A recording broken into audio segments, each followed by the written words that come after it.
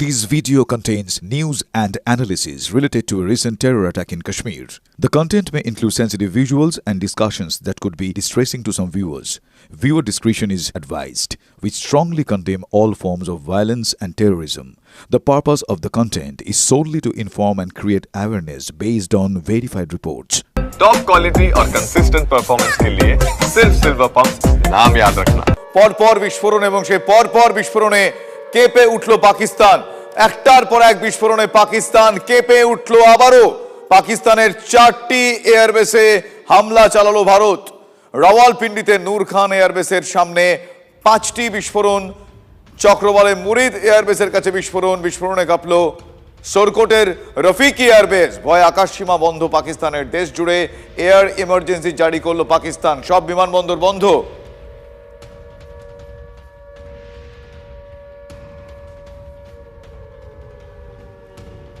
আমার সহকর্মী সুমন মহাপাত্র এই মুহূর্তে আমার সঙ্গে রয়েছেন। সুমন, একটার পর এক এই হামলা, ভারত প্রত্যাঘাতে প্রস্তুত এবং ভারত তার যোগ্য জবাব দিয়েছে। এই মুহূর্তে তোমার কাছে কি লেটেস্ট আপডেট? দেখো, একেবারে আমি রয়েছি জয়সলমীরে এবং জয়সলমীর থেকে এখানে কিন্তু এয়ার যে কিলোমিটার টু পাকিস্তান সেটা কিন্তু খুবই কম। আমার ক্যামেরা বন্ধু তুষারকে বলবো প্রথমে তোমাকে ছবিটা দেখাতে।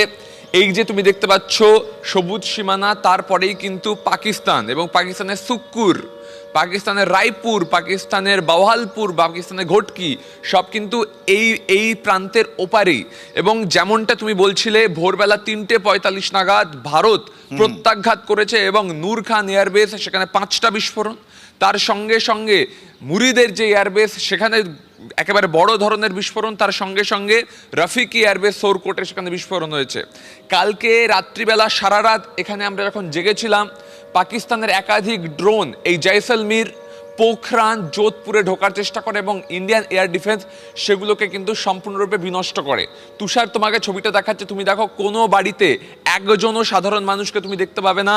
তার কারণ কেউ বাড়ি থেকে বেরোচ্ছেন না। যে কোনো সময় কিন্তু এখানেও হামলা হতে পারে। তবে ভারতের এয়ার ডিফেন্স সম্পূর্ণ প্রস্তুত রয়েছে। তোমাকে বলে দিই, ভারতের এই প্রত্যাঘাতের ফলে পাকিস্তানের ইসলামাবাদ থেকে মাত্র 10 কিলোমিটারের মধ্যে রাওয়ালপিন্ডিতে এই নূর খান এয়ারবেস, সেখানে এত বড় বিস্ফোরণ হয়েছে। পাকিস্তান গোটা দেশে এই মুহূর্তে নো ফ্লাইট, নোটামের দিকে চলে গেছে। কোনো ফ্লাইট উঠছে না, কোনো ধরনের ফ্লাইট তারা আর ওঠানামা করাতে পারছে না। তবে এই জয়সলমীরে দাঁড়িয়ে তোমাকে একটা কথা বলতে পারি, একেবারে কাছে এখানে এয়ারবেস রয়েছে। তাই এই আমরা যেখানে রয়েছি জয়সলমীরের এই জায়গাটা, এটাকে কিন্তু বারবার করে পাকিস্তানি ড্রোন টার্গেট করেছে। তার দুটো কারণ, একটা কারণ হচ্ছে অদূরে এয়ারবেস, আর অন্যদিকে হচ্ছে এখানেই রয়েছে সোনার কেল্লা। তাই বারবার এখানে কিন্তু কাল গোটা রাত সাইরেন বেজেছে। একেবারে ভোর রাত পর্যন্ত এখানে আকাশে আলোর ঝলকানি দেখা গিয়েছে। এবং আমাদের কাছে যা খবর, অদূরে পোখরান এবং অদূরে যোধপুর, সেই পোখরানে কিন্তু একাধিক আননেমড এয়ার ভেহিকেল পাঠিয়েছিল পাকিস্তান, যেগুলো কিন্তু ভারত ধ্বংস করেছে। তুমি জয়সলমীর শহরটার ছবি দেখতে পাচ্ছ, যেখানে কিন্তু কোথাও কেউ নেই, একজনও মানুষ বাড়ির বাইরে বেরোচ্ছেন না। এবং তোমাকে যেমনটা বললাম, এয়ার কিলোমিটার দিয়ে যদি হিসেব করি তাহলে কিন্তু 40-50 কিলোমিটারের মধ্যে পাকিস্তান। এই যে তুমি দেখতে পাচ্ছ, তুষারকে বলবো আরও একবার দেখাতে, যে সবুজ প্রান্তর অর্থাৎ মরুভূমির প্রান্তর শুরু হচ্ছে, তার ওপারেই কিন্তু সুক্কুর, তার ওপারে বাওয়ালপুর, তার উপরে ঘটকি, যেখান থেকে একাধিক জঙ্গি কার্যকলাপ পাকিস্তান এর আগে চালিয়েছে। গতকাল রাতেও এই আকাশ সীমানায় আমাদের ক্যামেরা বন্দী হয়েছে পাকিস্তানের ঝাঁক ঝাঁক ড্রোন। অর্থাৎ পাকিস্তান বারবার কিন্তু রাজস্থান অর্থাৎ পশ্চিম প্রান্ত দিয়ে ভারতের অভ্যন্তরে আঘাত হানার চেষ্টা করছে, কিন্তু ভারত পাল্টা যে আঘাত করছে তাতে পাকিস্তান থরহরিকম্প। তার কারণ ইতিমধ্যেই যেমনটা তোমাকে বললাম, নূর খান এয়ারবেস, তার সঙ্গে সঙ্গে ফারুকি এয়ারবেস এবং মুরিদের এয়ারবেস, এই 3টে এয়ারবেস কিন্তু সম্পূর্ণরূপে বড় বিস্ফোরণের শিকার হয়েছে। এবং দিশেহারা পাকিস্তান এই মুহূর্তে কিন্তু গোটা দেশে ফ্লাইট অপারেশন বন্ধ রাখতে বাধ্য হয়েছে। শুভজিৎ, একেবারে তুমি আমাদের সঙ্গে থাকো সুমন। আরো বেশ কিছু আপডেট দর্শকদের আমি জানাবো। পাকিস্তানের বেয়াদবির শেষ নেই, একথার নতুন করে বলার অপেক্ষা রাখে না। অমৃতসরে ড্রোন হামলার পাকিস্তানের আরো এক চেষ্টা, এবং হ্যাঁ, ব্যর্থ ব্যর্থ ব্যর্থ। ভারতের এয়ার ডিফেন্স পাক হামলার চেষ্টাকে ব্যর্থ করে দিয়েছে, দেবেও। সকালে অমৃতসরে শোনা গেল বিস্ফোরণের শব্দ, হামলার সতর্কতায় সাইরেন বেজেছিল, কিন্তু পাকিস্তানের যাবতীয় বেয়াদপি একেবারে ব্যর্থ করে দিয়েছে ভারত।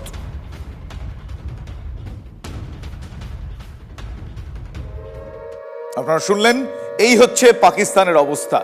একটার পর এক হানা এবং লজ্জাজনকভাবে পরিস্থিতি তারা সামাল দেওয়ার চেষ্টা করতে গিয়েও পারছেন না। আমার সহকর্মী সায়ন্তর কাছে এবার যাবো, সায়ন্তর কাছে কি আপডেট রয়েছে আমি জানবো। সায়ন্ত।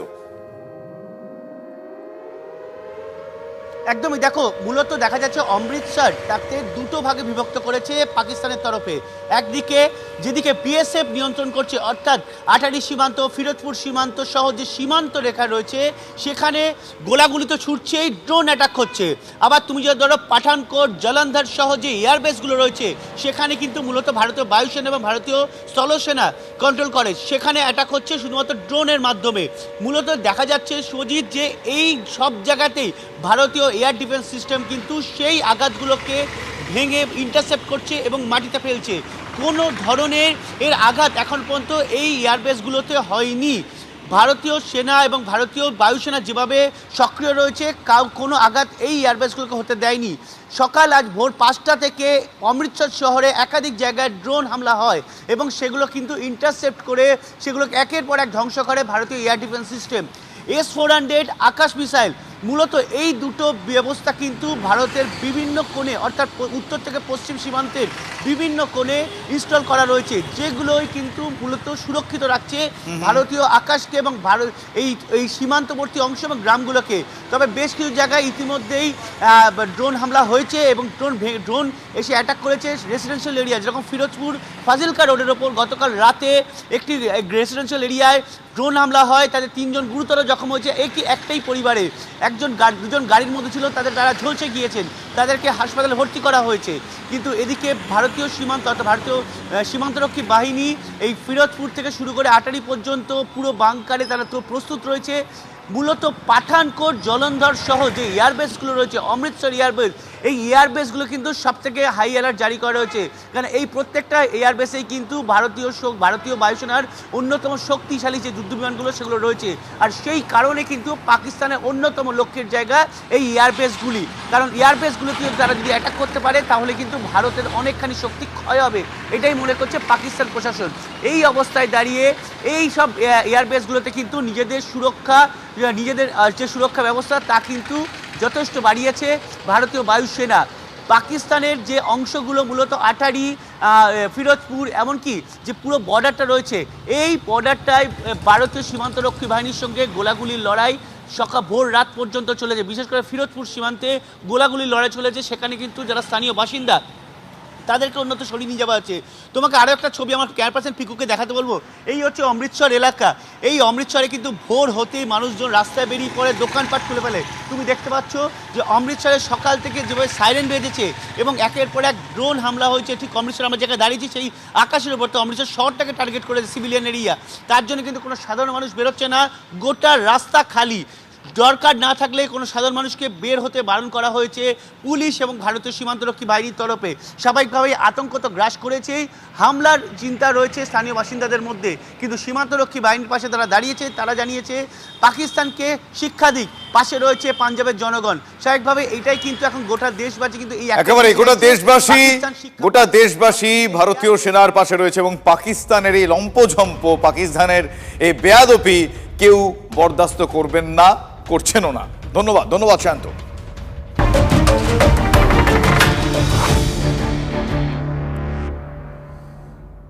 এই মুহূর্তে আরো একটা গুরুত্বপূর্ণ আপডেট। পাকিস্তানের রাজধানী ইসলামাবাদেও পরপর বিস্ফোরণ, লাহোর সহ পাকিস্তানের একাধিক শহরে বিস্ফোরণ, ব্যালিস্টিক মিসাইল ছুড়ে হামলা চালিয়েছে ভারত, অভিযোগ পাক সেনার। পাকিস্তানের এহেন আচরণে, এহেন হামলায় আরো এক নিরীহ নাগরিকের মৃত্যুর খবর পাওয়া যাচ্ছে। রাজৌরিতে পাক গোলায় একজনের মৃত্যু হয়েছে, আহত রাজৌরির এক পুলিশ কর্তাও। পাক গোলায় একাধিক বাড়ি ক্ষতিগ্রস্ত হয়েছে।